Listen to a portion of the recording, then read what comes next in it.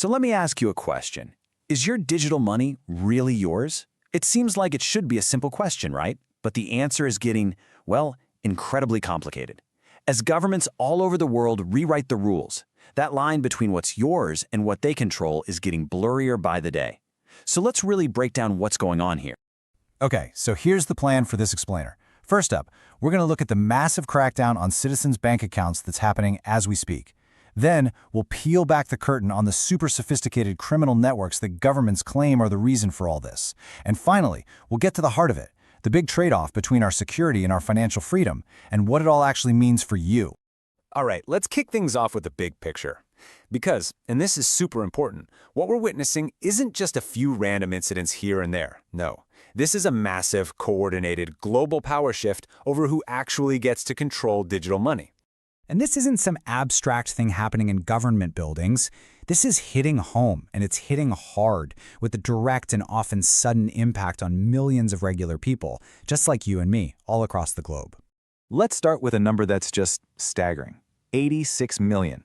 That is not a typo. That's how many bank accounts got frozen in Vietnam in 2024. The official story? They called it a data cleansing initiative, needing new biometric verification. But the reality on the ground?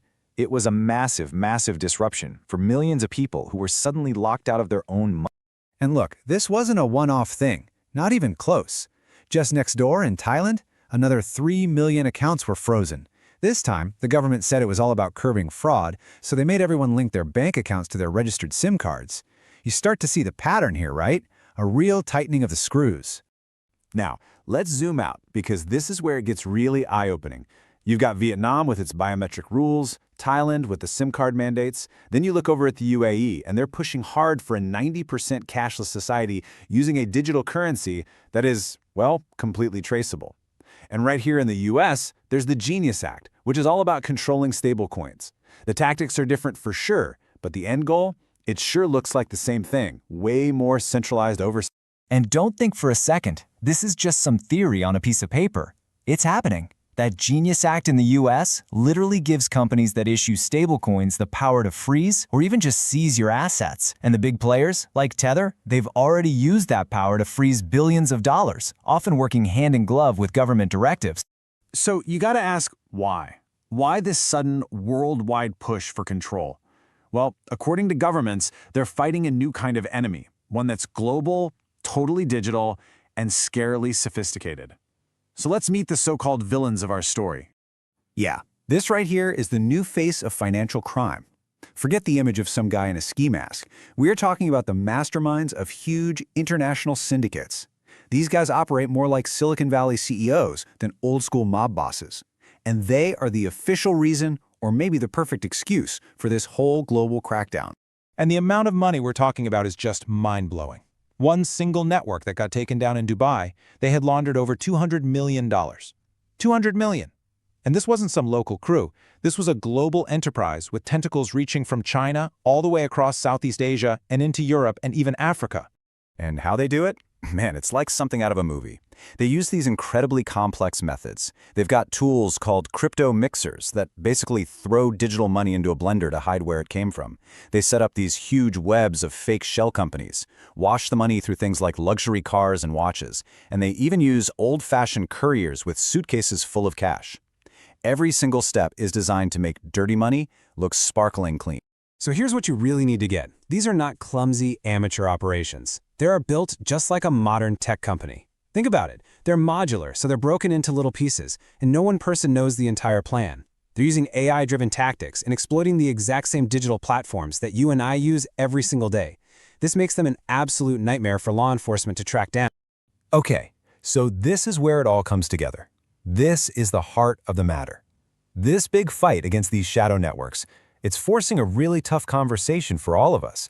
And it boils down to a fundamental trade-off. How much of your own financial freedom are you willing to sacrifice for the promise of being safer? It really is two sides of the same coin, isn't it?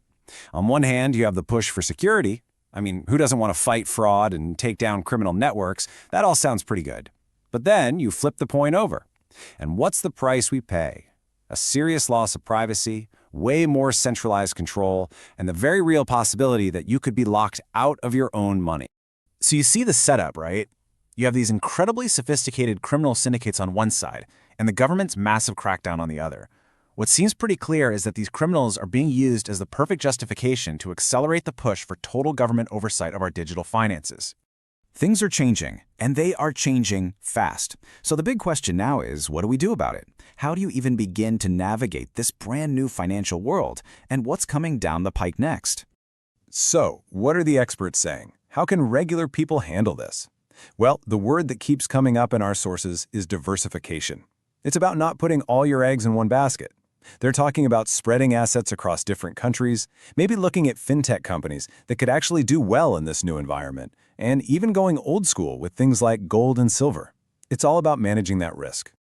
And really, if there's one key thing to take away from all of this, it's this.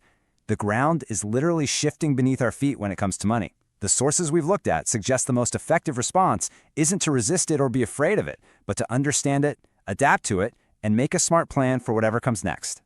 Which leaves us with one last, and maybe the most critical question of all. We've established that money is basically just becoming data, ones and zeros.